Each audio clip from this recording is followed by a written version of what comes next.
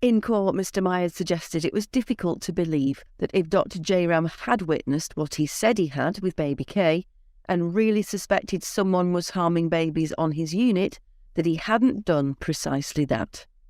Their robust exchange in court, which starts with Mr. Myers, has been voiced by actors.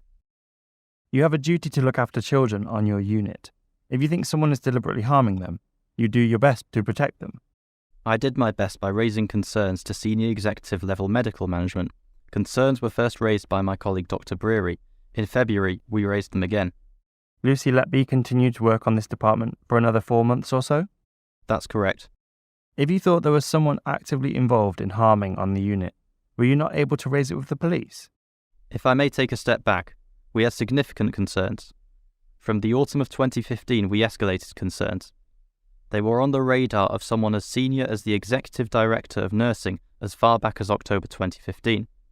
As clinicians, we put our faith in the system, in senior management to escalate concerns and investigate them. The initial response was, "It's unlikely that anything is going on, we'll see what happens." We said, "Okay," against our better judgment in retrospect. We flagged up again to the medical director and the director of nursing that we had concerns. My colleague, Dr. Stephen Breary, requested a meeting with them.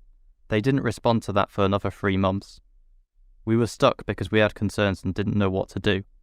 In retrospect, I wish we had bypassed them and gone straight to the police. We by no means were playing judge and jury at any point, but the association was becoming clearer and clearer. We were in an unprecedented situation. No one trains us for this. We were not thinking, could this be deliberate harm? Eventually, we reached a point in June 2016 when we said something has got to change, but that's not for me to talk about now.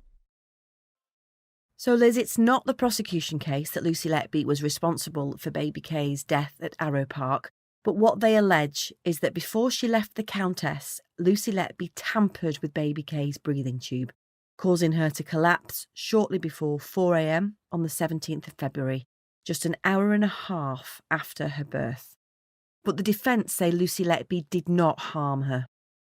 Mr. Myers said baby K's case was another example of a baby receiving suboptimal care at the Countess, and the probable or likely cause for the dislodgement of the tube was the baby inadvertently moving it herself. He said baby K should never have been born at the Countess in the first place. It wasn't supposed to look after babies born before 27 weeks, and she should have been treated at a more specialist level 3 unit like Arrow Park from the outset.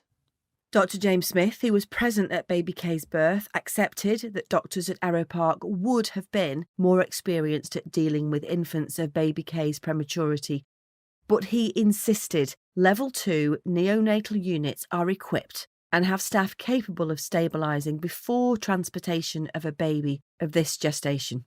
And he also said the resuscitation had gone well. Dr. Smith also agreed with Mr. Myers that antibiotics should have been given to baby K in the so-called golden hour. That's the 60 minutes after her birth, but that just did not happen.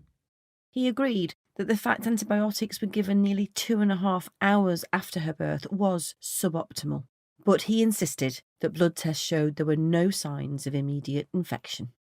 And Mr. Myers pointed to evidence given by nurse Jo Williams, who described baby K as an active baby after birth.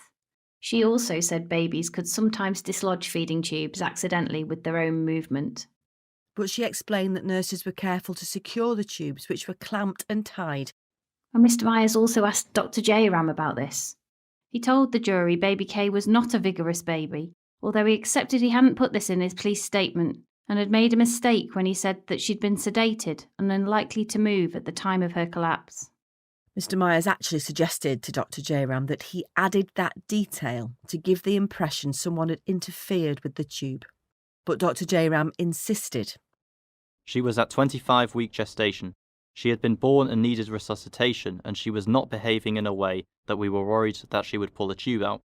At the point when Jo Williams left, she was stable. Poorly, but stable.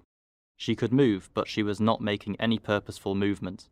She was not a baby who was jumping around, so we were not concerned she would dislodge a tube.